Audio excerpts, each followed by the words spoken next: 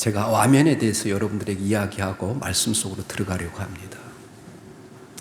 그리스도인의 신앙의 근거는 아멘의 신앙이에요.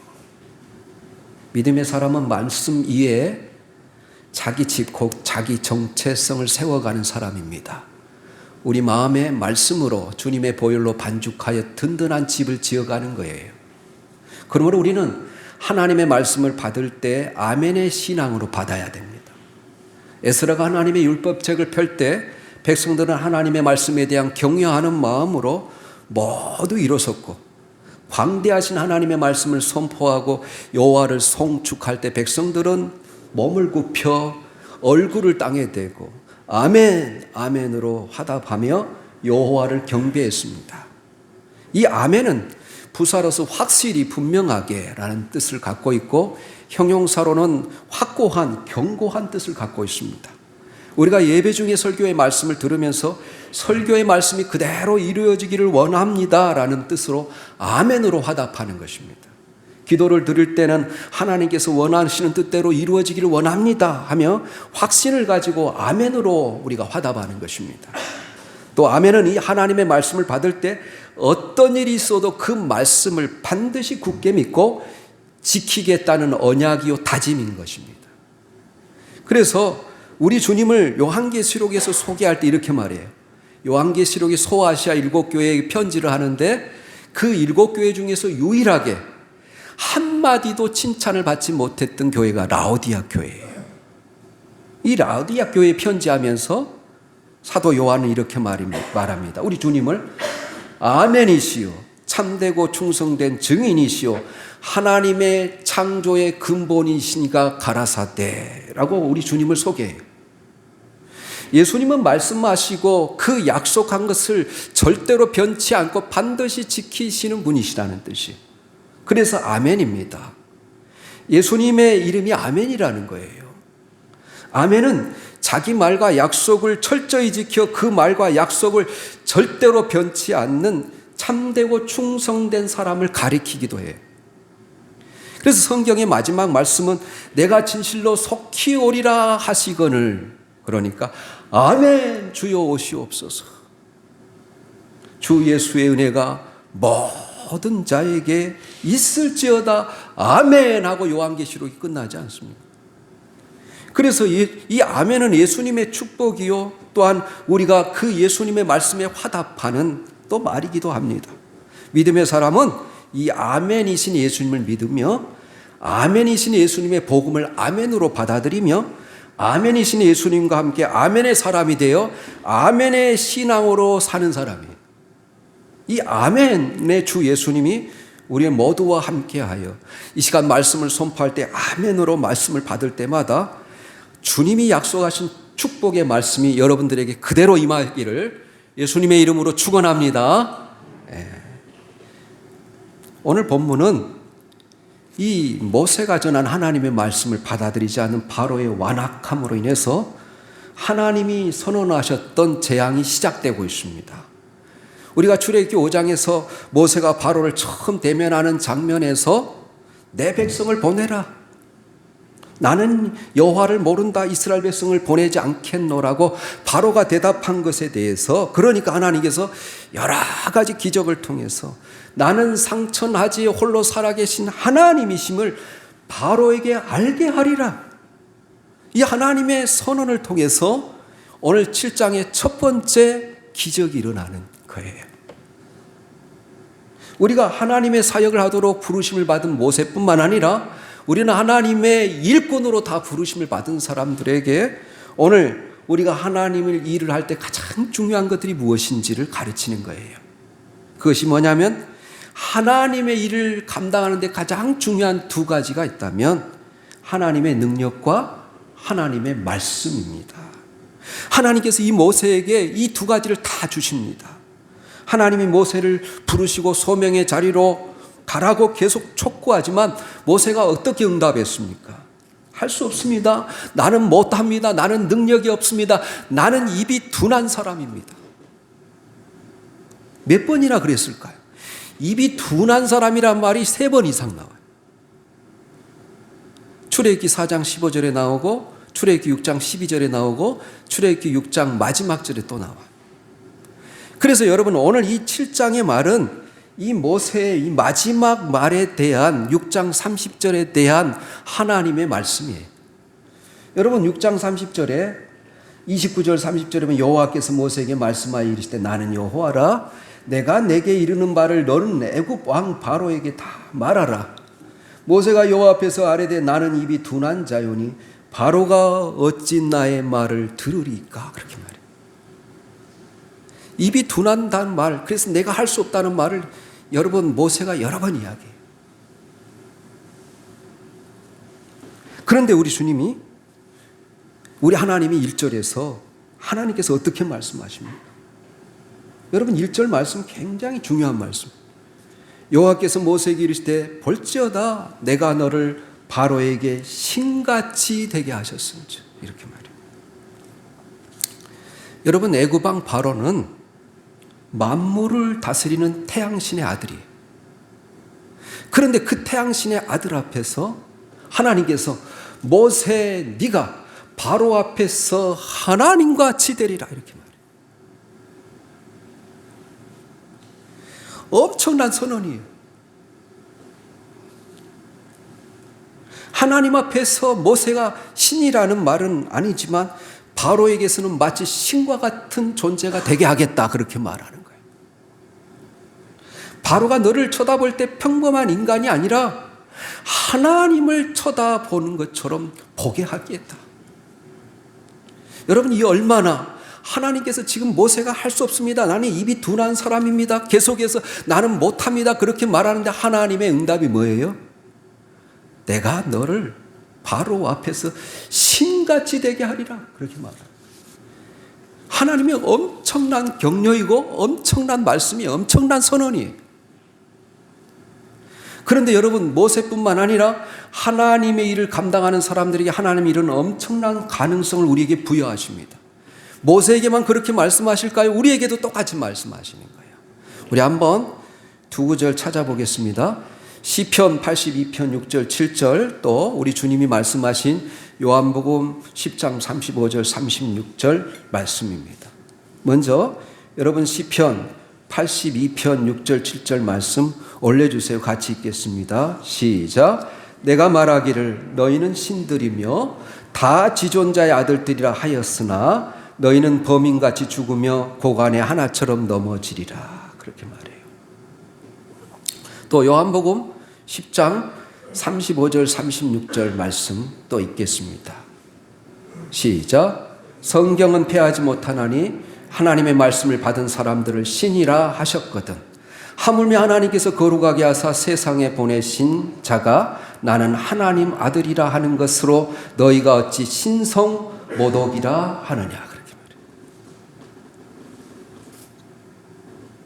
여러분 놀라운 선언의 말씀. 우리를 뭐라고 부르시냐면 신들, 지존자의 지극히 높으신 분의, 지극히 존귀하신 분의 아들들이라, 딸들이라 이렇게 말하는 거예요. 예수님은 하나님의 말씀을 받은 사람들을 신이라고 하나님이라고 하였다고 하면서 그가 하나님의 아들됨을 주장합니다. 사도 바울은 빌립보 성도들에게 내게 능력 주시는 자 안에서 내가 모든 것을 할 수 있느니라 이렇게 말해요. 우리 주님은 요한복음 14장 12절에 이렇게 말합니다. 내가 진실로 진실로 너희에게 이르노니 나를 믿는 자는 내가 하는 일을 그도 할 것이요 또한 이보다 큰 일도 하리니 이는 내가 아버지께로 감이니라. 그렇게 하나님을 믿는 사람들에 대한 엄청난 가능성, 우리 안에 내재되어 있는 이 잠재적인 능력을 주님께서 말씀하시는 거예요. 그런데 여러분 우리를 신으로 오해하지는 마십시오. 바로 앞에서 하나님을 대신하는 사람, 하나님의 대행자로 모세를 세우겠다는 뜻이에요. 여기서 신이라는 단어는 엘로힘인데 하나님의 선지자들 이름 가운데 전부 다 여러분 예를 들자면 엘이라는 단어가 다 들어가잖아요. 사무엘, 다니엘, 엘리야, 엘리사. 심지어 여러분 천사들도 다 엘이 들어요. 가브리엘, 미가엘 그러죠. 이 엘이라는 이름이 들어가는 그 뜻을 가지고 자기 자녀들의 이름을 지어준 아버지의 마음은 뭐였냐면 너는 이 땅에서 하나님의 대행자로 살라는 거야. 하나님의 모습을 보여주는 자로 살라는 거야. 그런 의미에서 그 자녀들의 이름에 엘을 붙였어요. 오늘날 우리 한국에서는 하자를 많이 하람이니 하은이니 이렇게 이야기하지 않았습니까? 이 사람들은 다 하나님의 대행자로 살기를 갈망하는 마음에서 그 부모님들이 이렇게 이름을 지어준 거예요. 그래서 바로 앞에 너는 신같이 되게 하리라 이 말은 너는 이제는 네 생각과 네 말을 하는 자가 아니라 하나님의 말씀을 하고 내 모습이 아니라 하나님의 모습을 보여주며 내 일이 아니라 하나님의 일을 해야 한다라는 뜻이에요. 우리 주님도 똑같이 이야기해요. 우리 주님은 생명의 근원이시고 생명의 빛이잖아요. 이 빛의 근원이신 주님께서 너희는 세상의 빛이라. 빛을 비추며 살라 그렇게 말해요. 이같이 너희 빛을 사람 앞에 비치게 하여 그들로 너희 착한 행실로 말미암아 하늘에 계신 너희 아버지께 영광을 돌리게 하라 그렇게 말해요. 여러분 이와 같은 존재로 엄청난 이와 같은 존재로 우리를 부르시고 우리에게 주신 사명을 감당하라고 우리 모든 사람들에게 어마어마한 가능성을 부여했음에도 불구하고 우리가 순종하지 않고 제대로 그 일들을 하지 못하면 우리에게 주신 이 하나님의 그 가능성이 사라져버리는 거예요. 그래서 나중에는 평범한 사람들처럼 죽는 것입니다. 그것이 여러분 시편 82편 아까 읽었던 6절 7절 말씀이에요. 내가 말하기를 너희는 신들이며 다 지존자의 아들들이라 하였으나 너희는 범인같이 죽으며 고간의 하나처럼 넘어지리라 그렇게 말해요. 하나님의 임무를 감당하는 사람들, 하나님의 일을 하도록 부르심을 받은 사람들, 그 일에 헌신하는 사람들을 신과 같은 존재이며 지존자의 아들이라고 말씀하시는 것은 위대한 가능성에 대한 하나님의 선언이에요. 우리가 하나님을 믿고 나가며 순종하고 나가면 하나님의 이런 일들이 일어나는 거예요, 사실. 그러니까 성경이 말하는 가능성을 보세요. 모세가 자꾸 못한다고 그러니까 하나님은 너는 바로에게 신과 같은 존재야 이렇게 말씀하시는 거예요. 또 말을 못한다고 하니까 1절에 보니까 내 형 아론은 내 대언자가 되리니 7장 1절에 그렇게 말해요. 이렇게 하나님은 완벽하게 모든 것을 준비해 놓으시고 모세에게 일을 시작하게 하는 거예요. 하나님은 우리를 부르실 때 그냥 부르시지 않습니다. 완벽하게 준비를 해놓고 우리를 부르세요. 우리가 할 수 없어서 못하는 일은 없어요. 순종하지 않기 때문에 못할 따름입니다. 하나님은 우리를 소명의 장으로 부르실 때 하나님의 일터로 부르실 때 우리에게 그 가능성을 부여해 주십니다. 이런 예를 들자면 수없이 성경에 많이 있어요. 사사기 6장 12절에 보면 여러분 가장 위대한 사사 가운데 한 사람이 기드온이잖아요. 기드온에게 하나님이 나타나셔서 뭐라고 말합니까? 여호와의 사자가 기드온에게 이르시되 큰 용사여 여호와께서 너와 함께 하시도다 그래. 어떨 때 그 말씀을 주셨어요? 이 미디안에 지금 다 지비아에서 속국에서 여러분 땅굴을 파고 겨우 얼굴도 내밀지 못하고 그렇게 여러분 살고 있는데 기드온이 미디안 사람들이 너무 두려워서 밤중에 아버지 그 포도주 틀에서 밀 이삭을 타작하고 있을 때 하나님께서 나타나서 너는 큰 용사다. 하나님이 너와 함께 하시도다. 그렇게 격려하는 거예요. 그때 하나님이 뭐라고 말하면 너는 가서 너의 힘으로 이스라엘 백성을 미디안 손에서 구원해내라. 내가 너를 보낸 것이 아니냐. 모세에게 하는 말씀과 똑같이 이야기해요. 그러니까 기드온이 뭐라고 말해요? 나는 므낫세 지파 중에 극히 약하고 나는 내 아버지 집에서 가장 작은 자니이다. 이렇게 말해요. 그러니까 하나님께서 내가 반드시 너와 함께 하리니 네가 미디안 사람을 칠 때 한 사람을 치듯 하리라 그렇게 이야기해요. 우리 예수님께서 제자들을 내보내실 때, 전도하도록 내보내실 때 복음서에 보면, 마태복음 10장 1절에 보면 어떻게 보내십니까? 제자들에게 귀신을 쫓아내는 권능과 병을 고칠 수 있는 능력을 주시고 보내세요. 그래서 제자들이 돌아와서 우리 이름으로 귀신이 쫓아내고 많은 병들이 고쳐졌습니다. 그러니까 우리 주님이 너의 이름이 하나님의 그 하늘체의 생명책에 기록된 것으로 기뻐하라, 그렇게 이야기합니다. 여러분, 이 땅에 하나님이 우리를 부르시는 그 부르심은 다 달라요. 하지만 할 일이 있어서 이 세상에 우리를 보내신 것입니다. 이 땅에서 할 일이 있습니다. 내게 주어진 소명이 무엇인지를 발견하는 것이 중요해요. 그리고 그 일을 기쁨으로 감당하는 것이 중요해요. 그러기 위해서는 첫 번째로 중요한 것이 우리 사역의 자원을 확인하는 것입니다. 오늘 모세에게 하나님의 능력과 말씀을 주신 것처럼 우리가 하나님의 능력과 지혜를 구하십시오. 하나님이 나에게 할 수 있는 능력을 이미 주셨다고 믿으시고 나가시면 하나님이 함께 하실 줄 믿습니다. 이게 첫 번째 대지예요. 두 번째 말씀은, 두 번째 자원은 말씀이에요. 여러분 2절에 보면, 오늘 7장 2절에 내가 내게 명령한 말을 너는 내 형 아론에게 말하고 그는 바로에게 말하여 그에게 이스라엘 자손을 그 땅에서 내보내게 할지니라, 그렇게 말해요. 그러니까 하나님의 말씀이 처음 누구에게 임해요? 모세에게 그대로 임해요. 모세에게 하나님의 말씀을 줍니다. 그러면 모세는 와서 그 하나님이 주신 말씀을 형 아론에게 그대로 전달하는 거예요.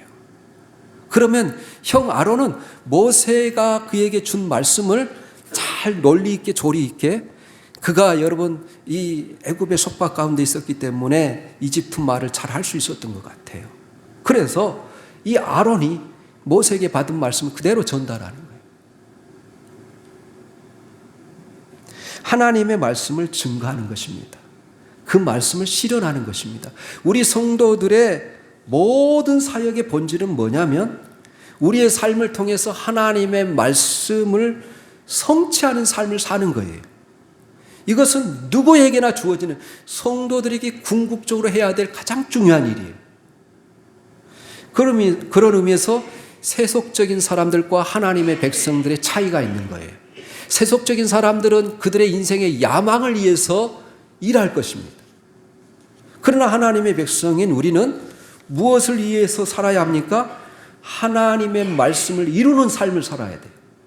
하나님의 말씀을 우리의 삶을 통해서 여러분 하나님의 말씀을 살아내는 삶을 살아야 돼요. 하나님께서 우리에게 장로직 분을 주시고 권사직 분을 주시고 집사직 분을 주시고 하나님의 성도로 부르심을 받은 그 목적 중에 가장 중요한 목적이 하나님의 말씀을 우리 삶 속에 실현하면서 하는 거예요. 우리 한번 찾아볼까요? 그런 말씀이 있는지 없는지. 우리 한번 골로새서 1장 25절을 찾아서 또 읽겠습니다. 우리 같이 읽겠습니다. 시작. 내가 교회 일꾼 된 것은 하나님이 너희를 위하여 내게 주신 직분을 따라 하나님의 말씀을 이루려 함이니라. 아멘. 여러분 말씀 속에 하나님의 뜻이 담겨 있어요. 말씀 속에 하나님이 우리를 향한 소원이 담겨 있어요. 말씀 속에 하나님의 마음이 담겨 있어요. 말씀 속에 하나님의 꿈이 있어요. 저는 그 노래가 너무 여러분 성경적인 것 같아요. 하나님의 비전이 나의 꿈이 되고 예수님의 성품이 나의 인격이 되고 또 성령님의 권능이 나의 능력이 되기를 원하고 바라고 기도합니다. 그래서 그리스도인들의 본질은 뭐냐면 하나님의 말씀을 이루며 사는 거예요. 나의 뜻, 내 야망을 이루는 것이 아니라 하나님의 말씀을 이루는 것입니다. 하나님이 그것을 원하기 때문에 우리 안에 선한 꿈과 소원을 주시고 또 꿈을 하나님께서 꾸게 하세요. 내가 하나님과 바른 관계 안에 있다면 하나님은 말씀을 통해서 내 속에 하나님의 뜻에 합당한 소원을 일으켜 주십니다. 그래서 빌립보서 2장 13절에 너희 안에 행하시는 이는 하나님이시니 자기의 기쁘신 뜻을 위하여 너희에게 소원을 두고 행하게 하신다 그래요. 우리 자녀들이 알아야 될 것이 있습니다. 우리가 꿈꾸는 꿈이 있지 않습니까? 내가 무엇이 되고 싶다는 꿈이 있지 않습니까? 그 꿈을 꾸는 것으로 끝나면 안 돼요. 그 꿈이 하나님을 위하여 사용되도록, 그 목적이 거기에 있으면 하나님께서 그 꿈을 이루어 주실 것을 믿으시기 바랍니다. 하나님이 우리에게 선한 꿈을 주세요. 선한 인생의 목적을 주세요. 그 목적을 품고 우리가 하나님의 영광을 돌리기 위해서 꿈을 꾸게 되면 하나님께서 반드시 그 꿈을 이루어 주시도록 역사하게 되어 있습니다. 왜냐하면 하나님의 약속이기 때문에. 그래서 목회자든 평신도든 상관없이 모든 그리스도인들은 다 사역자예요. 우리가 너무나 좁은 의미에서 목회자만 하나님의 사역자라고 생각하지만 사실은 모든 그리스도인은 다 사역자고 제사장이고 복음을 전하도록 부름을 받았어요. 제가 늘 자주 여러분이 인용하지 않습니까? 너희는 택하신 족속이요 왕 같은 제사장 거룩한 나라요 그의 소유된 백성이니 이는 너희를 어두운 데서 불러내어 그의 기이한 빛에 들어가게 하신 자의 아름다운 덕을 선포하게 하려 하십니다. 우리를 불러주신 목적이 하나님의 은혜를 선포하고 하나님의 아름다운 역사를 우리가 전하도록 살게 하기 위해서 우리를 거룩한 제사장, 왕 같은 제사장으로 삼으셨다는 거예요. 그래서 이 모든 성도가 다 제사장인 것입니다. 사역자인 것입니다. 하나님의 일을 하도록 부르심을 받은 사람들입니다. 우리가 평생 할 일은 뭐냐면 그 말씀을 이루어 드리는 삶이에요. 그리스도인의 삶은 말씀대로 순종하여 하나님의 뜻을 이루어가는 삶이에요. 그것을 평생 목표로 삼아야 됩니다. 주께서 내게 말씀하신 바를 나도 말하고 또 그대로 행하는 것. 모세는 이제 그 인생을 시작하는 거예요. 6절에 보면 모세가 하나님의 말씀대로 그대로 순종했다고 나와 있어요. 여러분 지금까지 살펴본 것처럼 우리의 인생에서 가장 중요한 두 가지 자원은 하나님의 말씀과 능력이라는 거예요. 네. 두 번째로 우리가 이 하나님의 일들을 할 때 장애들이 많다는 것입니다. 장애들이 있습니다. 우리를 방해하는 걸림돌들이 있다는 거예요. 하나님의 사역을 할 때 쉬울 것이라고 예상하지 마세요. 하나님이 원하시는 일임에도 불구하고 그 사역에 언제든지 장애물이 있다는 것을 우리가 미리 짐작하라는 것입니다. 하나님은 그것을 미리 경고하고 있어요. 그래서 3절에 이야기합니다. 내가 바로의 마음을 완악하게 하고 또 4절에도 바로가 너희 말을 듣지 아니할 터인즉 이렇게 말해요.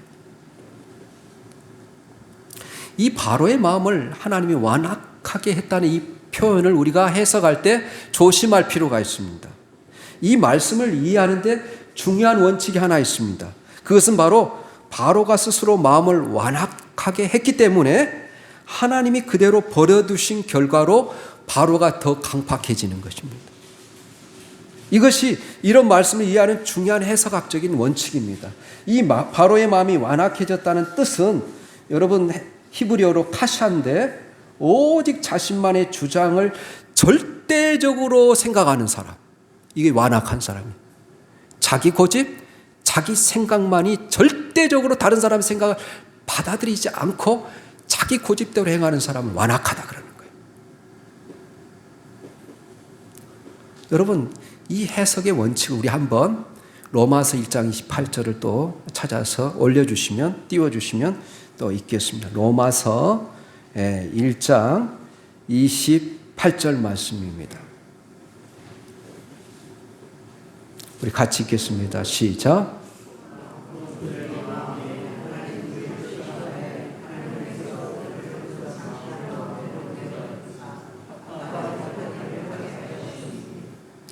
네. 오늘 여러분, 이 합당치 못한 일을 하게 하셨다. 이 부분만 꼭 읽게 되면 누가 한 것 같아요? 하나님이 합당치 못한 일을 하게 하시는 것처럼 오해할 수 있지 않습니까? 그러나 그 전반부에 뭐가 전제되어 있어요? 또한 그들이 마음에 하나님 두기를 싫어하며. 하나님은 인격적이신 분이시거든요. 하나님은 사모하고 갈망하는 사람에게 함께 하십니다. 그리고 그 사모하는 마음, 갈망하는 그 영혼 속에 하나님이 임재하시고 그의 삶을 하나님이 간섭하시고 그의 삶에 필요한 것을 공급하시고 때로 하나님 우리의 육체의 연약함도 치료해 주시는 거예요. 우리가 하나님을 마음에 품기를 싫어하면 하나님이 오시지 않아요. 왜냐? 하나님은 우리와 똑같이 인격적이신 분이시기 때문에. 내가 싫어하면 하나님도 싫어요. 내가 하나님을 기뻐하고 환영하면 하나님이 내게 오셔서 나의 삶을 간섭하시고 나의 삶을 운전해 가시는 거예요. 그래서 여러분, 저희 마음에 하나님 두기를 싫어하면 하나님이 그냥 놔두었더니 결과적으로 합당치 못한 일을 하게 됐다라는 것이에요. 여기서 중요한 것은 하나님의 뜻을 따라 소명의 길을 걷기 시작한 이 모세에게 그 길이 평탄치 않을 것이라고 하나님이 미리 3절 4절에서 말씀하시는 겁니다. 왜 평탄치 못할까요? 하나님이 기뻐하시는 일이고 하나님의 뜻이라면 무엇인지 쉽게 일들이 풀려야 되지 않겠어요? 그런데 모든 일이 장애물이 하나도 없이 쉽게 이루어지면 여러분은 어떻게 될까요? 우리가 하나님을 의지하지 않습니다. 하나님께 기도하지 않습니다. 그냥 방종하기 쉬워집니다. 그러나 어려운 일이 생기면 어떻게 됩니까? 긴장하게 되죠. 하나님 앞에 절박하게 기도하게 되죠. 엎드려 기도합니다. 이것이 가장 중요한 이유 중에 하나예요. 하나님은 기도를 통해서 일하시거든요. 하나님은 기도를 통해서 우리의 삶을 운전하시고 기도를 통해서 하나님의 그 표적과 기적과 능력을 나타내시거든요. 여러분, 그러나 어려움만 있다고 말씀하지 않아요. 오늘 3절에 보면 또 뭐라고 약속하십니까?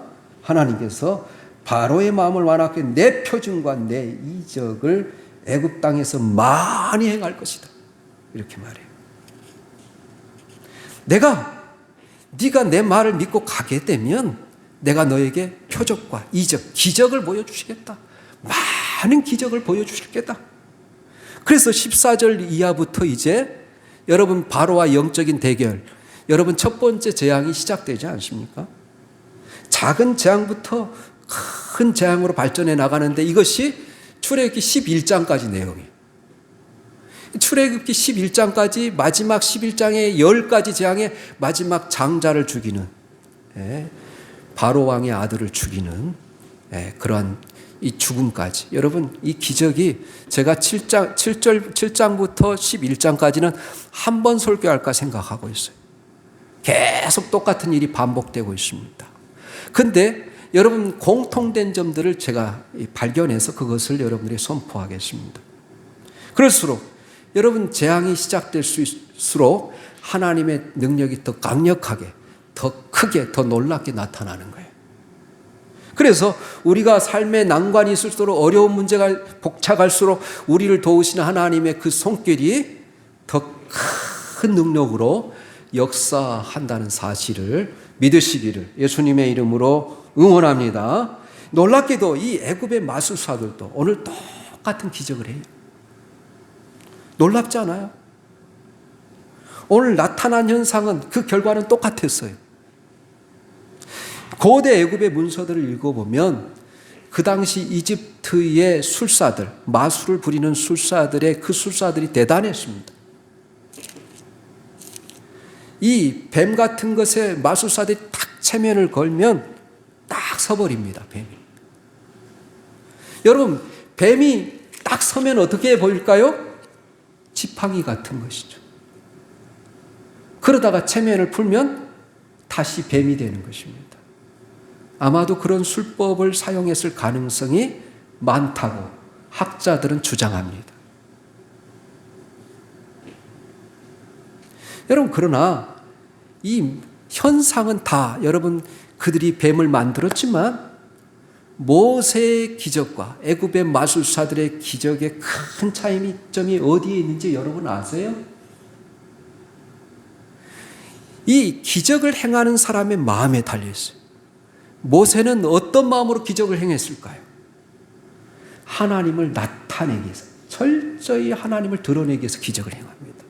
그래서 이 10가지 기적을 행할 때마다 모세가 하나님이 말씀하신 하나님의 지팡이, 하나님이 여러분 그 모세의 지팡이는 하나님의 지팡이라, 하나님의 지팡이를 들어 올리면서 항상 기적을 행하여. 이것은 뭐예요? 내가 이 기적을 통해서 하나님만을 드러내겠습니다. 하나님께 영광을 돌립니다. 하나님이 함께 하시지 않으면 제가 이것을 행할 수 없습니다. 철저히 하나님께 영광을 돌려요. 그런데 이 바로의 신하들은 무슨 목적을 가지고 기적을 행했을까요? 자기들을 과시하기 위해서 합니다. 이것이 진정한 표적과 가짜 표적의 차이점이에요. 우리가 나타난 결과만을 볼 때는 가짜와 진짜를 구별하지 못할 때가 있습니다. 어떤 사람이 표적을 행할 때 하나님을 나타내려고 하는지 아니면 자기가 자기의 이익을 위하여 자기 영광을 취하기 위해서 하는지 우리가 분별하는 것이 매우 중요해요. 이 기적의 동기, 이 표적의 동기가 어디 있느냐 하는 것이 매우 중요해요. 말세에는 이단들이 기적을 더 많이 행한다는 말씀이, 여러분 그렇게 해석할 수 있는 말씀이 마태복음 24장 24절에 있어요. 마태복음 24장 여러분 읽어보면 다 종말에 관해서 각 곳에 기근이 나고 지진이 나고 이상한 기후현상이 일어나고 천체들이 흔들리며 막 엄청난 그런 일들이 일어나는 것을 이야기하죠. 그러면서 마태복음 24장 24절에 거짓 그리스도와 거짓 선지자들이 일어나 큰 표적과 기사를 보여 할 수만 있으면 택하신 자들을 미혹하리라, 그렇게 되어 있습니다. 여러분, 오늘날 이단들이 그렇게 큰 세력을 이루었던 것들도 여러분 어느 정도 기적이 일어나지 않았겠어요? 예. 모세의 표적은 어떻게 일어납니까? 여러분 오늘 9절 10절에 보면 바로가 너에게 이르기를 너희는 이적을 보이라 하거든 너는 아론에게 말하기를 너의 지팡이를 들어서 바로 앞에 던지라 하라. 그것이 뱀이 되리라. 모세와 아론이 바로에 가서 여호와께서 명령하신 대로 행하여 아론이 바로와 그 신하 앞에서 지팡이를 던지니 뱀이 된지라. 여러분 여기서 아주 중요한 것이 무엇입니까? 여호와께서 명령하신 대로 행하였더니, 하나님이 명령하셨기 때문에 모세가 그대로 순종하기 때문에 기적이 일어난 거예요. 여러분 하나님의 살아계심을 여러분이 정말로 체험하고 싶습니까?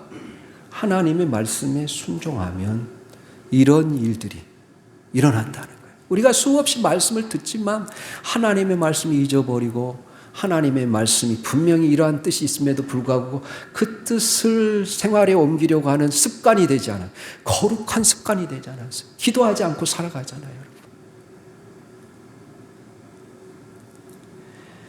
그리고 마지막으로 이 사역의 궁극적인 승리를 믿으라는 거예요. 여러분 오늘 12절 말씀입니다. 우리 12절 말씀 읽겠습니다. 시작. 각 사람이 지팡이를 던짐에 뱀이 되었으나 아론의 지팡이가 그들의 지팡이를 삼키니라. 똑같은 뱀이 됐는데 모세의 지팡이로 말미암은 이 뱀이 마술사들의 뱀을 다 삼켜버렸어요. 그러니까 술객들의 뱀은 없어졌고 나중에 뭐만 남았어요? 아론의 지팡이만 남았어요. 이것은 앞으로 일어날 일들에 대한 최종적으로 하나님이 모세와 아론이 승리할 것이라는 거예요. 그리고 그 배후에 하나님이 승리할 것이라는 거예요. 그래서 여러분 결론적으로 거짓은 참을 이길 수 없습니다. 악은 의를 이길 수 없습니다. 최후에는 의가 승리할 것이고 선이 악을 이길 것입니다. 따라서 우리가 하나님의 사역을 할 때 궁극적으로 하나님께서 함께 해주심으로 그 일을 이루실 뿐만 아니라 승리하게 해주실 것을 믿고 하나님의 사역을 하라는 거예요. 이 놀라운 이 하나님의 기적과 표적이 나타나는 현장에서도 바로는 어떤 반응을 보입니까? 13절에 보면 그러나 바로의 마음이 완악하여 그들의 말을 듣지 아니하니 여호와의 말씀과 같았더라. 그래요. 바로가 아직도 모세의 메시지를 받아들이지 않습니다. 얼마나 실망이 되었겠습니까? 그러나 모세는 실망하지 않았어요. 왜 그랬을까요? 이미 난관이 있을 것이라고 3절 4절에서 하나님이 말씀하셨기 때문에. 이 바로가 계속해서 자기의 자원, 힘이 있지 않습니까? 많은 군대가 있어요. 바로에게는. 또 그들과 같이 흉내를 내는 마술사들이 있었어요. 그래서 바로가 굽히지 않습니다. 그런데 여러분, 한 번에 하나님께서 그들의 장자를, 여러분 마지막 재앙을 처음부터 일으켰다면 그들이 이스라엘 백성들을 가만 놔뒀겠어요? 다 죽이죠. 하나님께서 점점 차차적으로 더 강력한 기적을 행함으로 말미암아 그들이 꼼짝없이 당할 수밖에 없도록 하나님이신 것을 드러내기 위해서 하나님이 기적을 행하는 거예요. 그래서 이 모든 상황을 누가 컨트롤하는 것입니까? 이 컨트롤 타워의 주인공은 누구세요? 하나님이시에요. 이 상황의 주인은 하나님이십니다. 역사의 주인은 하나님이십니다. 이 하나님을 신뢰하고 나갈 때 우리는 결코 물러설 필요가 없다는 거예요. 후퇴할 필요가 없다는 거예요. 하나님이 함께 하시면 반드시 승리할 줄 믿고 천성을 향해서 믿음의 행진을 계속해 나가시기를 예수님의 이름으로 축원합니다. 아멘.